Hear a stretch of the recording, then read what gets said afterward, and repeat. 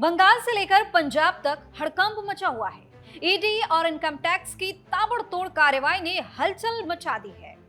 एक तरफ पश्चिम बंगाल में टीएमसी नेता के घर, दफ्तर और चुनावी ठिकानों पर एक साथ छापेमारी, तो दूसरी तरफ पंजाब में मंत्री के घर ईडी की एंट्री से सियासत गरमा गई है। सुबह सुबह हुई इस एक्शन से राजनीतिक गलियारों में भूचाल जैसा माहौल है।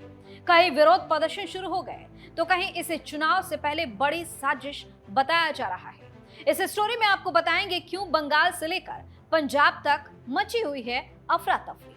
नमस्कार, आप देख रहे हैं अनकोट, मैं हूं आपके साथ दिव्या सिंह। सबसे पहले बात करते हैं पश्चिम बंगाल की, जहां आज सुबह इनकम टैक्स डिपार्टमेंट ने टीएमसी के नेता देबाशीष कुमार के घर पर अचानक छापेमारी शुरू कर दी। ये कार्रवाई सिर्फ घर तक सीमित नहीं रही, बल्कि उनके चुनावी कार्यालय और कोलकाता के मोतीलाल नेहरू रोड स्थित पार्टी ऑफिस पर भी एक साथ रेड डाली गई। सुबह सुबह जैसे ही टीम पहुंची, पूरे इलाके में अफरा तफरी मच गई। केंद्रीय सुरक्षा बलों को मौके पर तैनात कर दिया गया और तीनों जगहों को पूरी तरीके से घेर लिया गया। सूत्रों के मुताबिक उस वक्त देबाशीष कुमार अपने घर पर ही मौजूद थे और उनसे पूछताछ भी शुरू कर दी गई। हालांकि अभी तक आधिकारिक तौर पर यह साफ नहीं हुआ है कि छापेमारी की असली वजह क्या रही, लेकिन यह जरूर सामने आया है कि ईडी पहले से ही उनके जमीन कब्जे से जुड़े एक मामले में लगातार पूछताछ कर रही है। इससे पहले उन्हें 1, 3 और 9 अप्रैल को सीजीओ कॉम्प्लेक्स में तलब किया गया था। जैसे ही छापेमारी की खबर बाहर आई, टीएमसी कार्यकर्ता बड़ी संख्या में पार्टी ऑफिस के बाहर जमा हो गए और विरोध प्रदर्शन भी शुरू हो गया। नारेबाजी तेज हो गई और माहौल तनावपूर्ण बन गया। टीएमसी समर्थकों का आरोप है कि ये सिर्फ जांच नहीं, बल्कि एक राजनीतिक साजिश है।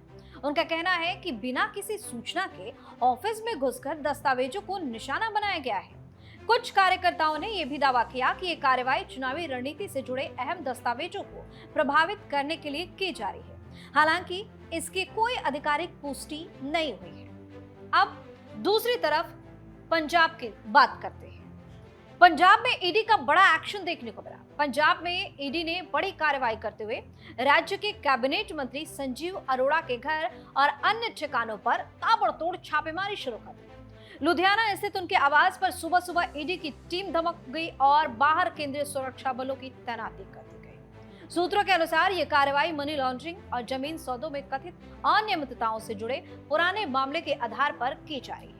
हालांकि ईडी की तरफ से अभी तक कोई आधिकारिक बयान इस मामले पर सामने नहीं आया है। इस कार्रवाई के बाद पंजाब की राजनीति भी गर्मा गई है।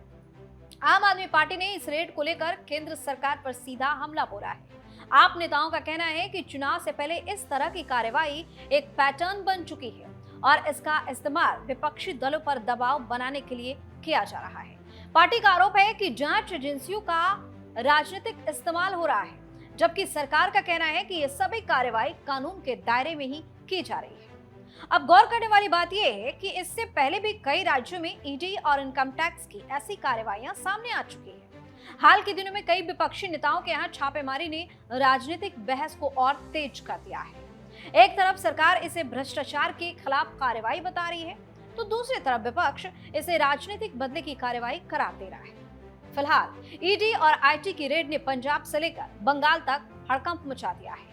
एक तरफ ममता बनर्जी का गुस्सा 7वें आसमान पर है, क्योंकि बात उनके पार्टी के नेता की है, उनके लाडले की है, तो दूसरी तरफ केजरीवाल की छटपटाहट बढ़ती जा रही है, क्योंकि यहाँ भी केजरीवाल का जो चहेता है वो जांच एजेंसी की रडार पर है और बुरी तरीके से फंसता नजर आ रहा है।